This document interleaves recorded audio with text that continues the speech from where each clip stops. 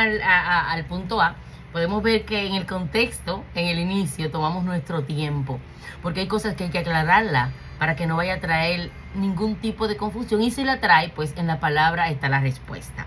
Punto A, identificar el problema antes de tratar de resolverlo. En hermenéutica, no sé si ustedes se acuerdan, los estudiantes de hermenéutica, tuvimos esta práctica. Un problema no se puede solucionar si nosotros no lo estudiamos. Yo tengo que estudiar un problema, incluso en la matemática, álgebra, hermanos, todo lo que tenga que ver con cálculos, que es lo que nos vuelve la cabeza loca a nosotros. Bueno, ya lo que estudian, porque ya gracias a Dios no salió de eso, pero cuando uno tiene que hacer unos cuantos cálculos hay que irse a un teléfono porque usted sabe ya cómo es. Pero cuando uno estudia, ahora lo que están estudiando, nosotros no podemos tener la solución sin resolver ese problema. Amén. Entonces, identificar el problema. ¿Cuál es el problema? Antes de resolverlo. Aquí hay un problema, vamos a resolverlo ahora mismo. No, ¿cuál es el problema? ¿Qué fue lo que sucedió? ¿Qué fue lo que trajo el problema? O sea, ¿dónde está el problema? Porque cuando nosotros sabemos dónde está el problema, vamos a orar al Señor, porque si estamos conectados a Dios, en algún momento el Señor nos reveló el problema que había ahí. Porque estamos hablando de la iglesia, Señor nos reveló el problema en una oración como ministro, como líderes, como pastores. Él no presentó el problema o algo, un indicio de algo. Nosotros lo vemos o se nos acerca algo y nos lo dice. Antes de decir, no, espérate, disciplina a todo el mundo. Disciplina a todo el mundo. Vamos, ya, no, hermano. En muchas ocasiones la disciplina no es la solución, hermano. Incluso yo diría que en todas las ocasiones, aunque haya disciplina, no es la solución. Vamos a tratar el problema. Hay personas que se mueren en la fe por una disciplina que no se trató el problema. Mi alma adora a Cristo, aleluya. Hay personas descarriadas porque el líder, el encargado de sociedad, la persona encargada en ese momento de la sociedad donde pertenecía, o cualquier presidente, como siempre usamos nosotros como cristianos, no pudo informarle al pastor y reunirse para tratar un problema que había con un miembro.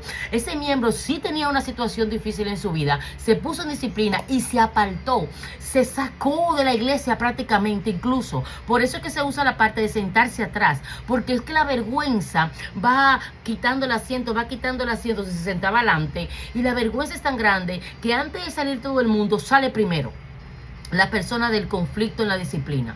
Vamos a poner que la persona hizo el problema, que tuvo un problema en el cual hay que poner una disciplina. Pero yo tengo que sentarme con esa persona con ese amor y esa paciencia, porque es un enfermo que está en cuidados intensivos, hermano.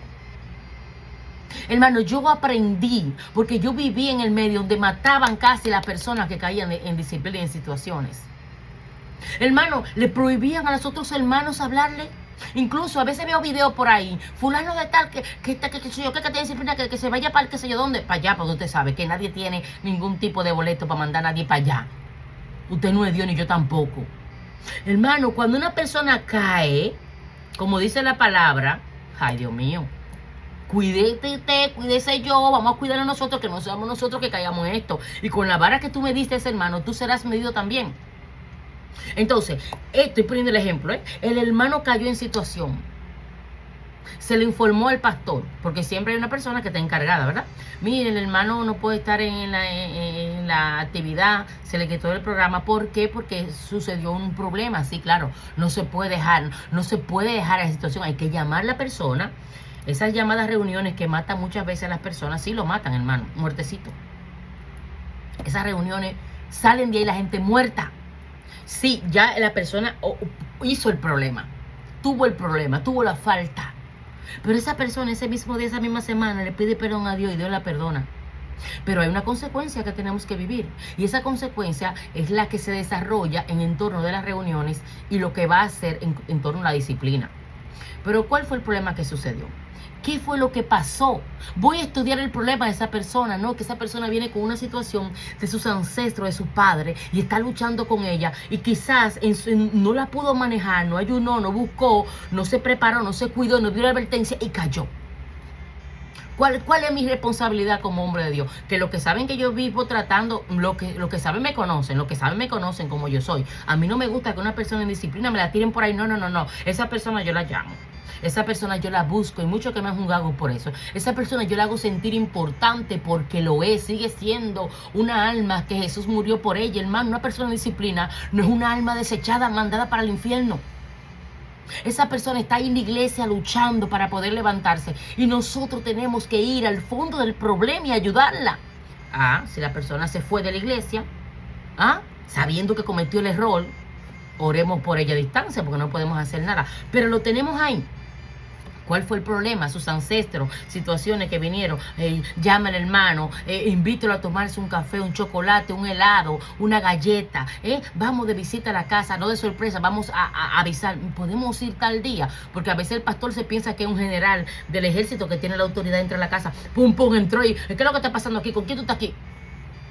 No, hermanos.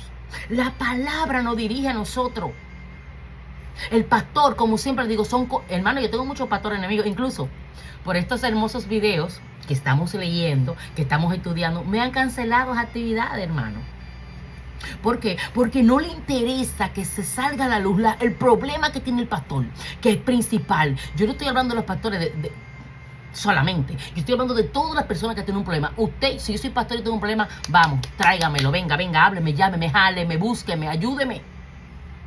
Pero no, yo tengo la ley en la iglesia, yo soy la ley. Pero sin embargo, yo estoy en una situación como pastor. Los diáconos, las personas encargadas me tienen que jalar a mí.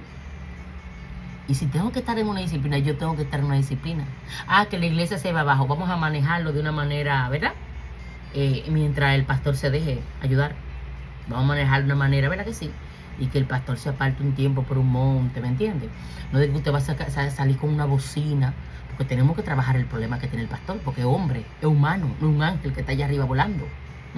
Vamos a trabajar el problema, qué fue lo que pasó, ¿verdad que sí? Exacto, esa dictadura, no, ¿qué fue lo que pasó, pastor? Mire, los diáconos son encargados. Si hay un compastor, comienza el compastor ¿verdad? A manejar la iglesia de una manera discreta. Se van a dar cuenta, pero tratando de sanar la situación y no mandar al pastor y tumbarlo y quitarlo del concilio y quitarle la credencial y váyase de ahí, hacen un video y se comen a ese hombre. Hermano, estoy hablando en el punto de ayudar al pastor, ayudar al miembro que tenga una situación semejante a esta. Hermano, ¿cómo va a ser que si un pastor que ha dado toda su vida en la iglesia y ha sido un hombre de Dios que ha tenido alma para Cristo y cayó en un problema, yo no voy a trabajar con esa persona, sino que voy a hacer un video o voy a mandar al concilio una carta diciendo, usted es el peor hombre del mundo? Pero caramba, estaba en tu iglesia, estaban juntos, tú tuviste el beneficio. Esta clase va a ser muy larga. Porque el Espíritu Santo de Dios, en mi espíritu, me está trayendo cosas, hermano, que están matando una congregación completa. Y el problema no se quiere trabajar. ¿Cuál es el problema? Comienza esta parte. ¿Cuál es el problema? Como una pregunta. Esta es la primera pregunta que nos debemos plantear en el comienzo de Hechos 15. Vemos el problema. Vamos a leer Hechos 15 del 1 al 2, que lo estuvimos leyendo ya, pero quiero recordarle como el autor lo trae aquí. Entonces algunos que venían de Judea enseñaban a los hermanos, si no os circuncidáis conforme al rito de Moisés, no podéis ser salvos.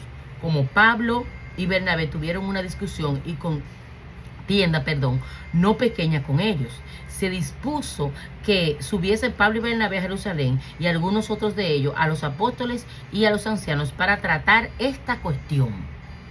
Usted vio ahí, para tratar esta cuestión. Y mire lo que dice aquí en una parte, ¿verdad? Ahí mismo comienzo del 2 dice, y tuvieron una discusión. Cuando hablamos de discusión en esta parte, no una discusión de agresión, sino que nosotros tenemos que sentarnos a discutir un tema como personas de Dios, saludable. Discusiones saludables entre la iglesia, que eso es algo que es mucho decir, es mucho desear.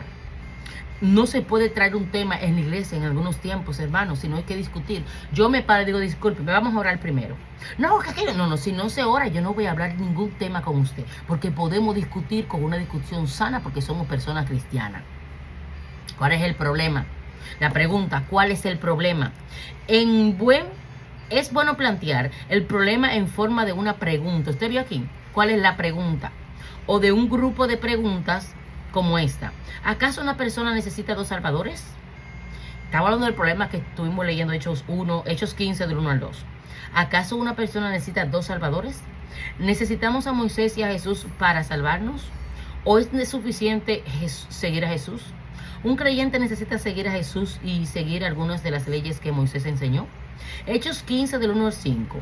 ¿Una persona tiene que circuncidarse para ser salvo? Estamos en las preguntas. Estas eran preguntas de interés en el conflicto que estaba hablando acá. Y los creyentes no están de acuerdo en las respuestas, así que ellos convocaron un concilio en Jerusalén. Antes de buscar la respuesta, asegúrese de que pueda plantear las preguntas en sus propias palabras, pues de otro modo usted no podía reconocer las respuestas cuando las encuentre. Ok, aquí que viene el problema. Mire bien esta. Mire bien, así que ellos convocaron el concilio en Jerusalén. Antes de buscar la respuesta de las preguntas, vamos a poner de estas que tenían aquí porque es el tema de lo que estamos hablando. Antes de usted buscar la respuesta, asegúrese de que pueda plantear las preguntas. ¿Qué sucedió, mi hijo? ¿Cómo fue que te pasó esto? Algo, le abriste la puerta al enemigo con amor, con mansedumbre. No, ¿qué fue lo que hiciste?